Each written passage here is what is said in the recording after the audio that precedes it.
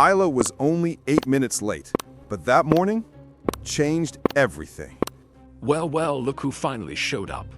I'm really sorry. The train was... Hot black coffee, right on her head, soaking her hair, her shirt, her pride. No one helped. Someone stepped around her like she was in the way. That night, she typed one sentence. I resign. Effective immediately. Don't miss the haircut that set her free. Subscribe now to Barber Stories. At 29, Isla Rowan had learned to fake composure. Every morning she rose at 6:15 sharp, not because she was a morning person, but because it took her a full hour just to look like someone who had it together. Pressed black slacks, a silky blouse in cream or charcoal, high ponytail, perfectly looped through a golden clasp, concealer for the insomnia, lipstick, just enough to say, "I'm competent." She always left her tiny apartment by 7:28. It took 42 minutes on the downtown train if there were no delays, which of course, this morning, there were. She stepped off the train at 8:47, clutching her cappuccino like a life raft. By the time she reached the lobby of Wellington Capitol, it was 9:08, 8 minutes late. The marble floor glistened like it always did. The scent of lemon polish and stress hung in the air. The reception was already buzzing, phones ringing, heels tapping. Someone somewhere was crying in a stairwell, probably silently. She moved fast, hoping to make it to her desk unnoticed, but she never had a chance. Grant Wellington stood directly in her path. Tall, perfectly tailored, jaw tight, coffee in hand. Well, look who decided to grace us. Her stomach dropped. She opened her mouth. I'm really sorry. There was an issue with the subway this morning. He threw it. Not angrily, not loudly, just clinically, like flicking lint from his jacket. The coffee hit her head first. The burn was minor, the shock was not. Thick liquid dripped down her scalp, into her shirt collar, soaking through the silk like ink through tissue. Mascara began to run. Her ponytail sagged. Time stopped. Maybe now you'll get here on time. No one gasped. No one shouted. They just watched. A few eyes darted away. One woman busied herself with papers. And then, a man from HR, briefcase in hand, stepped carefully around Isla like she was a wet floor sign. No words, no help, not even eye contact. That was the part that cracked her. Not the humiliation, not the coffee. The way people moved around her, as if she was no longer someone worth stepping toward, as if she had ceased to be visible. That night, she got home and sat on the tiled floor of her bathroom. Her scalp still smelled faintly of burnt espresso. She had washed her hair 3 times, conditioned it, masked it. It still felt heavy, like the shame had seeped into the roots. She stared at her reflection. Her eyes were glassy. Her lip quivered just once before she swallowed it down. She opened her laptop, logged into the company portal, and started typing. To whom it concern, I hereby resign from my position, effective immediately. There was no plan, no job lined up, no fallback, just an exhale. For the first time in years, her body relaxed. She didn't feel proud. She didn't feel brave. But she did feel something else. Stillness, like the echo after a slammed door. She didn't know where she was going, but she finally knew. She wasn't staying here. And sometimes, that's all it takes to begin again. The sign said, "Help wanted, dishwasher." No fancy branding, no smiling model in a uniform, just black marker on cardboard taped inside the window of a narrow Italian bistro. And Isla, still sticky from her former life, stepped inside. The air hit her like a memory she never lived. Garlic, basil, onions caramelizing, steam rising from silver pots. A woman in her 60s with silver curls and flour on her cheek turned and looked up. You ever worked a kitchen line before? No, but I'm a fast learner. Maria didn't ask anything else. She just tossed Isla a towel and an apron. Apron's clean. You start tomorrow. Don't be late. And just like that, Isla had a job again. The kitchen was everything her old office wasn't. Loud, sweaty, fast, messy. But it was also alive. There were no deadlines, only tickets. No corporate titles, only names shouted over burners. No one cared if your resume was clean, only that your hands could keep up. Isla's did. She scrubbed pans until her knuckles went raw.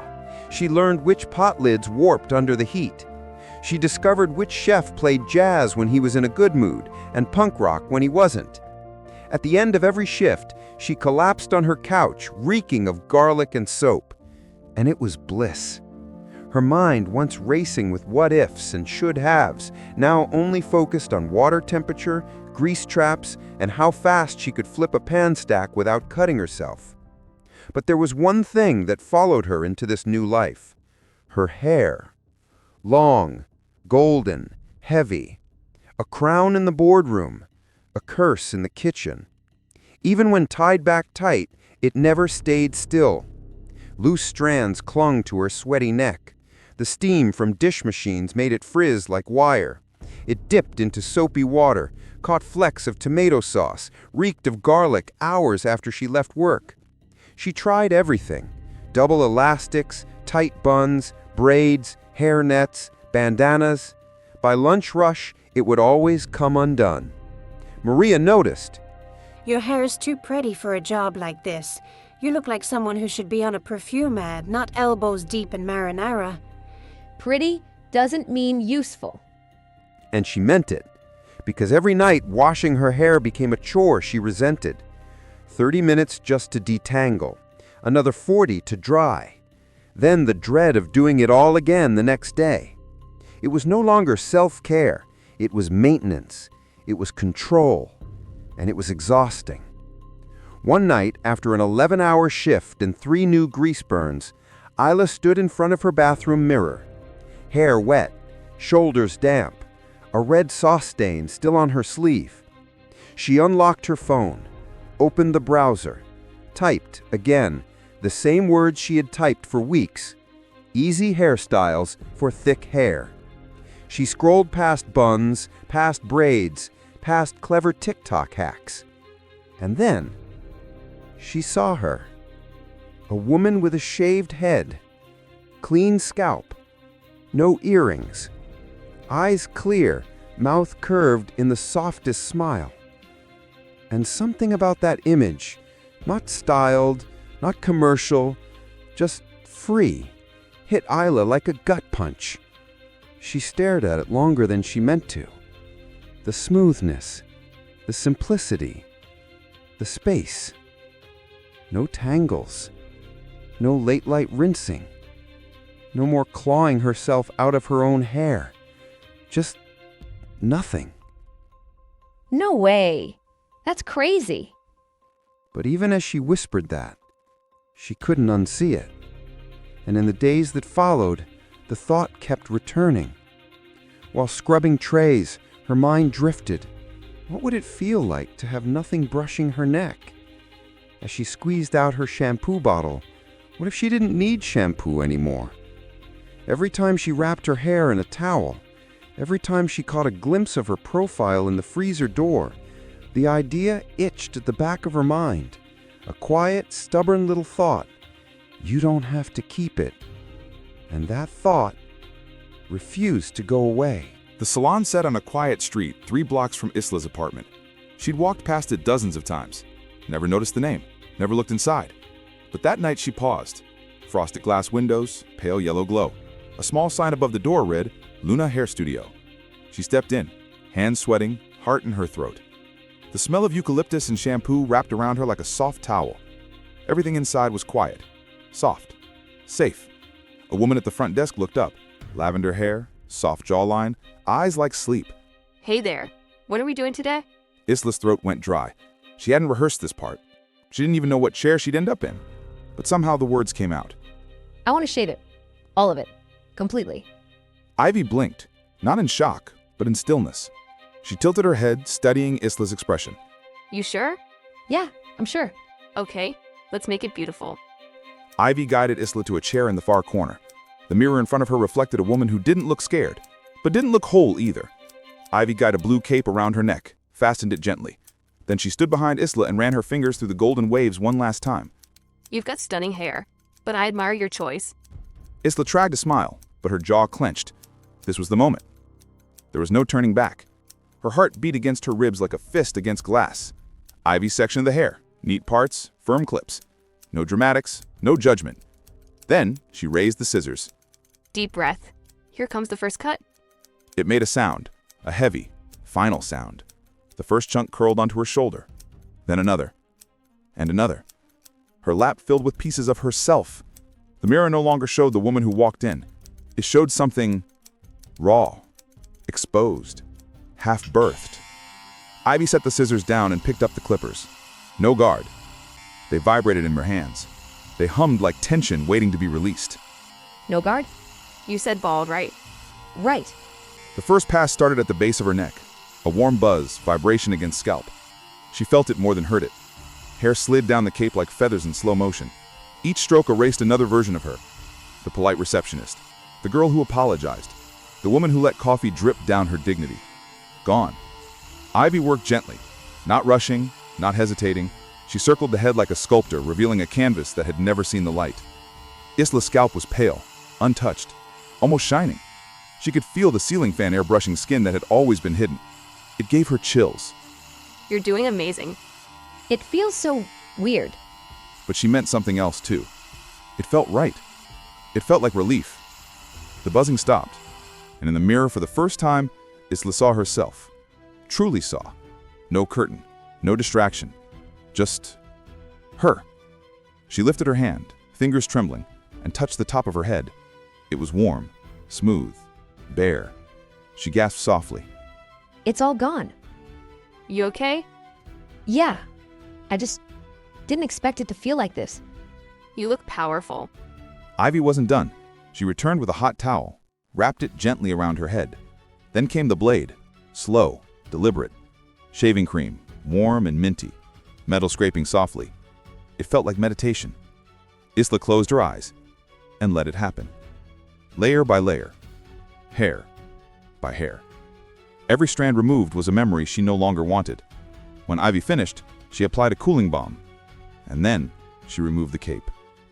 The floor was covered in gold, and Isla stood. She didn't smile. Not yet. But her reflection did. The next morning, Isla tied her apron around her waist with bare fingers.